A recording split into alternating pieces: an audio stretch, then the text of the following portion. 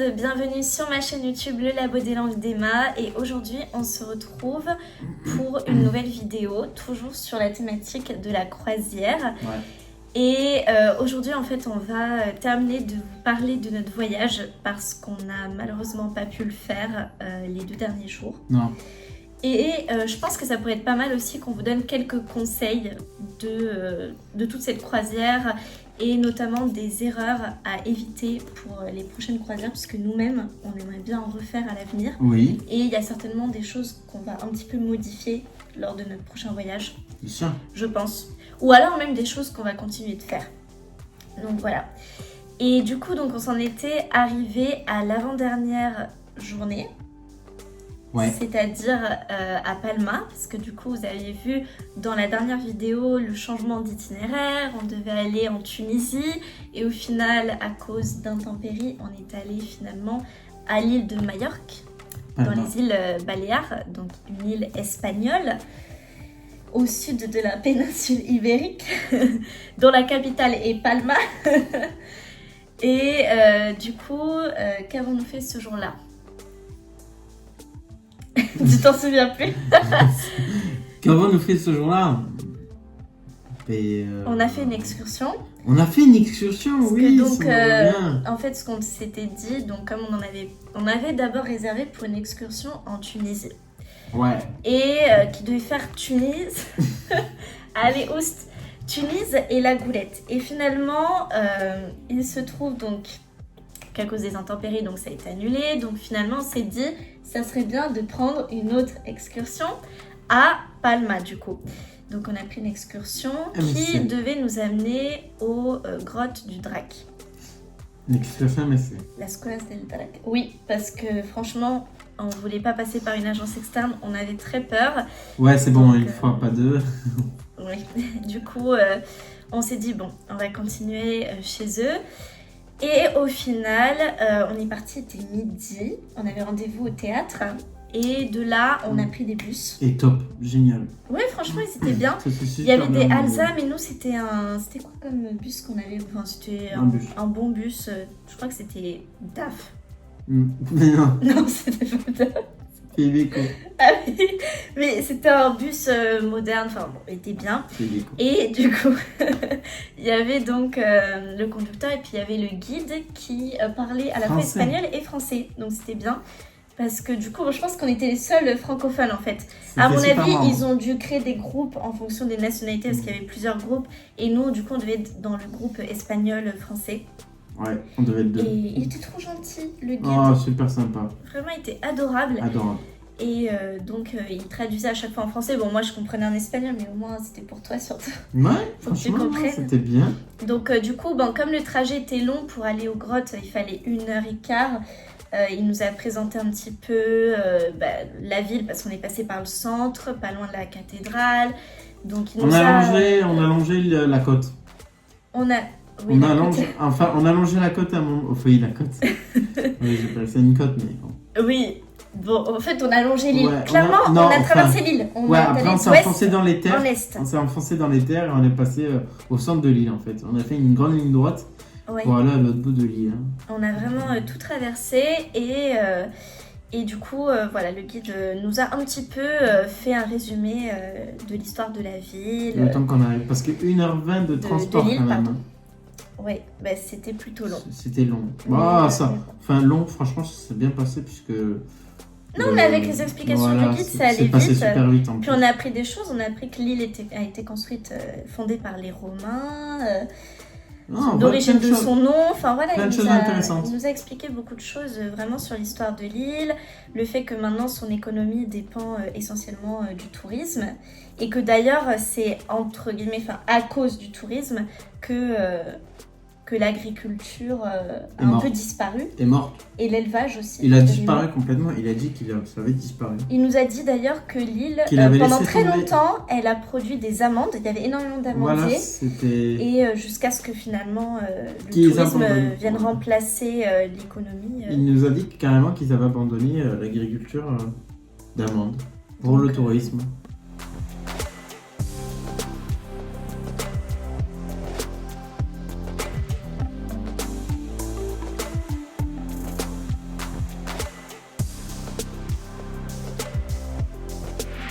nous avons visité les grottes.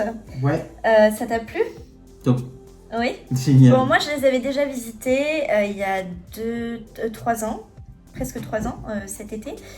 Mais là, ça m'a Des vraiment vraies plu de grottes. revenir, hein, parce Ouais. que vraiment, elles sont très très jolies, Ah, elles elles sont sont magnifiques. impressionnantes. On vous montrera des photos, mais vraiment, elles sont impressionnantes à l'intérieur. Les sources d'eau cristallines, vraiment. Ça donnait vraiment envie de se baigner dedans. Et puis, il y a une petite surprise à la fin, Un qui petit n'est pas spectacle. mentionnée, mais il y a une jolie surprise aussi. Enfin, franchement, c'est une expérience à faire quand on C'est visite. comme la surprise du spectacle. Oui, c'est ça, le Ah spectacle. d'accord. Et puis, donc ça a été une visite d'à peu près 1 heure. Et après, finalement, il y avait des horaires à respecter. Il fallait vite rejoindre le bus. Ouais, parce qu'en fait, si vous faites une excursion, dites-vous que c'est très... C'est chronométré, quoi. Bah, comme la croisière, en fait. Comme en la général. croisière, Bon, c'est pas plus mal, mais... Voilà, ils sont très très carrés. Surtout les excursions MRC, ils sont vraiment à la minute près. Ils sont vraiment... Après, c'est pas plus mal d'un côté. Mais bon, voilà. Après, ça plaît pas à tout le monde. Hein, Ouais. donc voilà. On Nous, l'a remarqué. je pense que de temps en temps, c'est bien d'en faire. Il y en a, oui, c'est vrai que sur le bateau, on a pu sympathiser avec des gens qui ont dit que eux, ils faisaient jamais d'excursion. D'excursion. Ils préfèrent être libres, justement, de pouvoir rentrer comme ils veulent. Parce que le souci de ces excursions, c'est que comme c'est chronométré, il y a des gens qui se croyaient un peu tout permis, qui arrivent une demi-heure plus tard. Il y en a eu.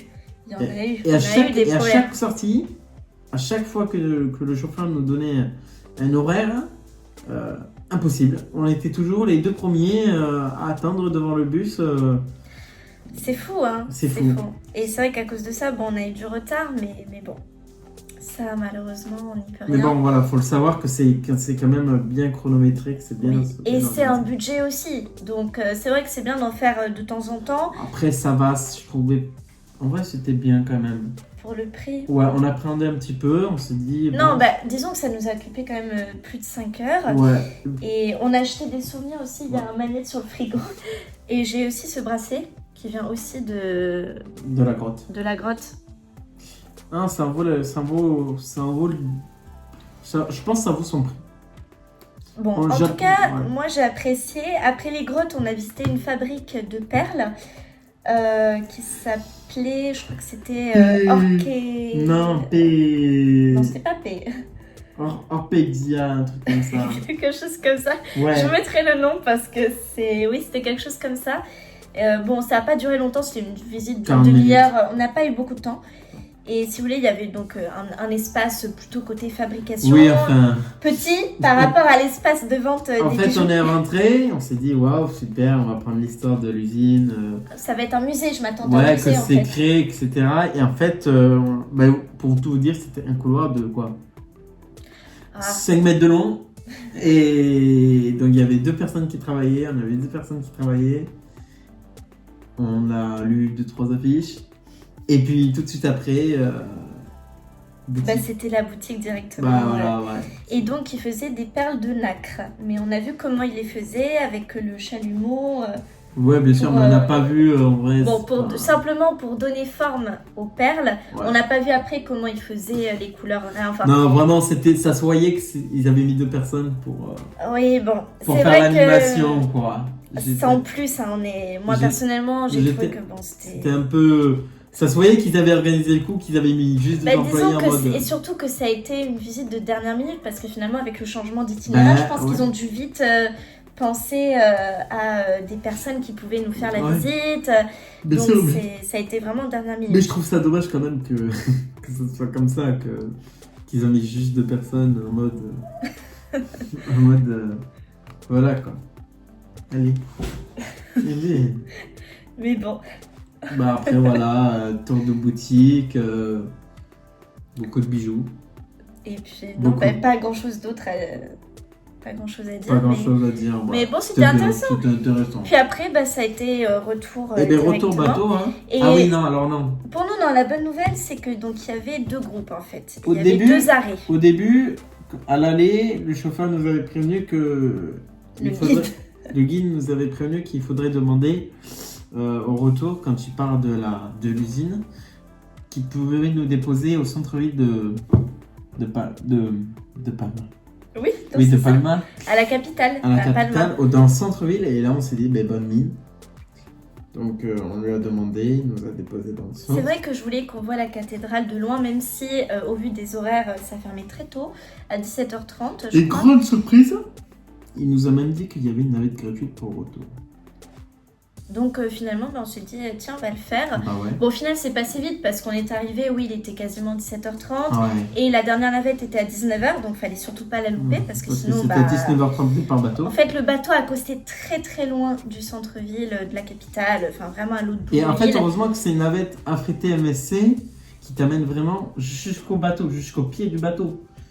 Parce qu'il y avait bien des bus, parce qu'il y avait bien des bus. Il y avait bien un transport en commun à Palma. Mais il te laissait pas... Sauf qu'en gros, le bus, il te laisse là, il faut marcher encore au moins 20 minutes à pied pour arriver au bateau. Donc en fait, ça aurait été un peu compliqué. Mais bon, du coup, voilà, on a fait ça. On a juste fait un tour, on a vu la cathédrale. On s'est posé dans un bar, on a mangé les patatas bravas, typiques d'Espagne, mais qui n'étaient pas terribles. Et pour être honnête avec vous, le bar, bon, forcément, il était en plein dans la capitale, donc évidemment, les prix sont plus élevés. Exorbitant. Mais je pense que je me souviens plus, une boisson, un Aquarius, un Coca, ça devait être 4 € chaque boisson. C'était aussi cher que sur le bateau pour quelque chose qui ne valait pas le coup. Et les patatas bravas, 9 €. J'avais jamais vu ça, je me suis dit, mais 9 €. Et c'est du surgelé. Et puis, non, vraiment, c'était pas terrible, mais bon. Voilà, et après on a fait un tour dans la zone commerciale. Au final, c'est très vite passé. Et puis, au vu de l'heure à laquelle on est arrivé, en fait, les musées, tout était fermé. Et puis, on n'avait pas forcément le temps. Mais bon, on a fait un petit tour. Et puis après, on a pris la navette. On est rentré. Et du coup, on n'a pas pu vous tourner la vidéo à ce moment-là parce qu'il fallait préparer les bagages. Aïe, aïe, aïe. Étant donné que le lendemain, on devait rendre la cabine assez tôt. Donc, tout s'est très vite enchaîné. Puis voilà, ça a été déjà les au revoir du bateau. C'était extrêmement triste de partir. Je sais que ça m'a fait de la peine. La veille du départ, ouais, ça m'a fait de la peine aussi. Ouais. Oui, on n'avait pas envie de partir, on s'y attache. Surtout quand on est sorti du bateau et qu'on s'est dit, bon, on n'y retournera plus, il va pas nous attendre, il va partir sans nous. Et du coup, ça nous amène à la dernière journée.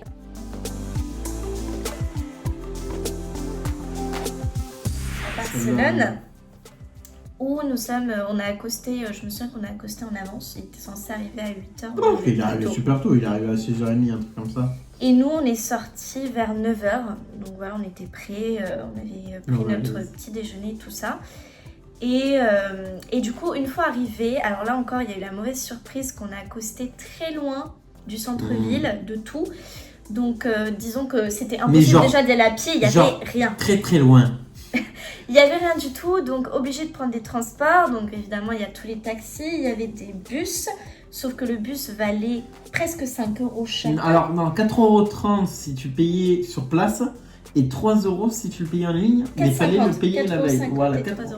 Et 3 € mais pour la veille si tu le payais en ligne. Sauf que ça, grande surprise, on ne savait pas. Évidemment, personne ne se serait douté de l'endroit où on aurait accosté exactement. Non. Bon, c'est vrai qu'il était indiqué sur l'application. On aurait pu éventuellement se renseigner. Bon, en même temps, on n'avait pas de wifi à bord, donc c'était compliqué. Mais bon. Mais grande surprise. Donc là, du coup, en fait, on a fait des calculs parce que pour aller à la gare routière, il fallait qu'on prenne donc non seulement cette navette, donc ça faisait presque 10 € pour deux, plus un autre bus à côté, donc encore un tarif supplémentaire. Et au final, on a trouvé un Uber pour un peu moins d'une vingtaine d'euros. Donc au final, on n'a pas trouvé ça cher. On l'a payé.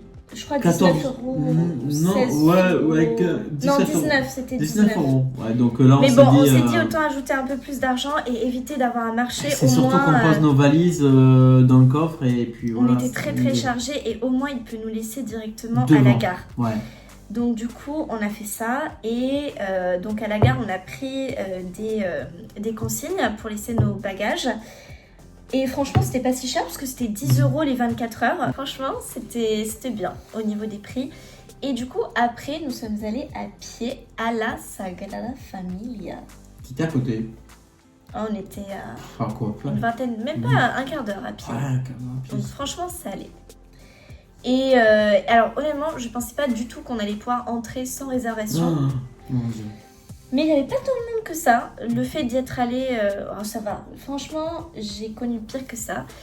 Et bon, du coup, donc en scannant le QR code, on a réservé en ligne et on a payé 50 € pour nous deux. Donc en vrai, Je sais que c'est cher parce que c'est la Sagrada Familia, mais pour moi, je sais pas pourquoi, je pensais que c'était plus cher que ça.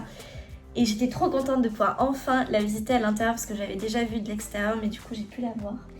Et franchement, c'était magnifique. Vraiment. Mais ça vaut pas 50 ans.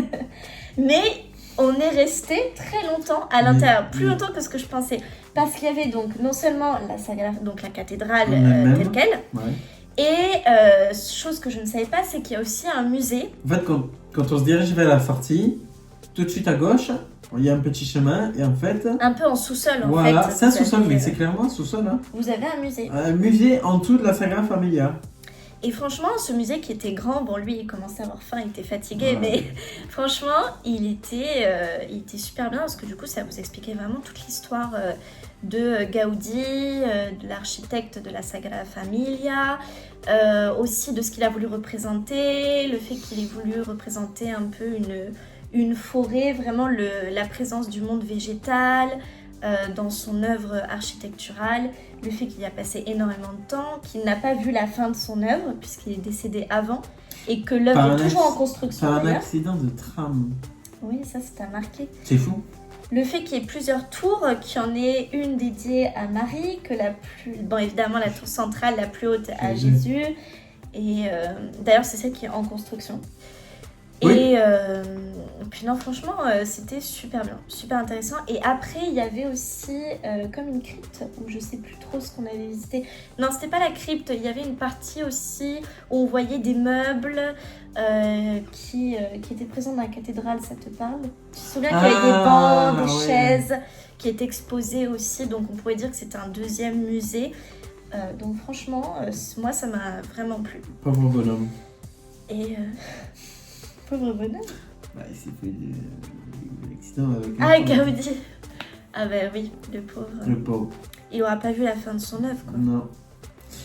Mais bon, du coup, voilà. Mais toujours en chantier. Oui. Franchement, par rapport à la dernière fois où j'étais allée il y a 2 ans, les travaux ont avancé pas mal, mais c'est pas encore terminé. Mais c'est un gros chantier, hein. C'est un très gros chantier. Et on a vu aussi d'ailleurs les maquettes de la Sagrada Familia, comment il les faisait. Et en fait, j'imagine qu'il s'inspire des plans de Gaudi pour essayer de recréer ce qu'il a voulu faire. Donc, au détail près, ouais. C'est pas facile. Mais bon. Et du coup, donc après ça, on a mangé. Et après... On a mangé en face de la Sagrada Familia. Oui, vraiment là, on pouvait pas plus près. On pouvait pas plus près. Maintenant, est-ce qu'on cite la chaîne de restauration là où on est allé manger? Ça, j'en sais rien, mais bon. Mais bon, simplement, voilà, on a mangé. On pouvait pas manger plus près que ça. Et on avait une vue sur la cathédrale. Ah ouais, vraiment. C'était incroyable. Et après, ce qu'on a fait, bon, le problème c'est que comme toutes les visites étaient chères, moi j'aurais aimé aller au Parque Güell, mais on s'est dit pour une prochaine fois parce que c'était encore un budget. Donc finalement, on est allé à la place principale. On a vu las Ramblas et la Plaza de Catalunya. Ah oui. Tu te souviens? Et là, en fait, on est allé dans la zone commerçante, on s'est promené, on a fait les magasins, rien de spécial. Et après ça, on a pris le métro pour aller au plus grand centre commercial de Barcelone, le Westfield La Maquinista. Et on a fini notre après-midi là-bas. Qui est assez loin quand même, il faut prendre le métro pour y aller. Mais du coup, oui, on a passé l'après-midi là-bas. C'était un peu long parce qu'en fait, on avait le bus de retour qu'à 22h. Et c'est vrai qu'il y a un moment, surtout que le centre commercial était à l'air libre. C'était ouvert, c'était pas du tout alors, en fait, c'est ça fermé. Le défaut. Ouais, c'est ça le défaut. Toutes les boutiques sont grandes ouvertes, en fait. C'est vraiment. En fait, je suis étonnée d'une ville comme Barcelone parce qu'il doit faire super chaud. Bon, je me doute bien que l'été, ils ont des dispositions, tout ça. Ouais. Mais alors l'hiver. L'hiver, par contre, encore, il faisait pas très très froid, ça va. Mais quand la nuit est tombée, on commençait à avoir un petit peu froid. Donc bon, mais franchement le centre commercial il est vraiment bien, il est super grand, il y a beaucoup de magasins, on y a passé tout le reste de l'après-midi. Et je sais, on n'a pas fait tout le tour. Ah non.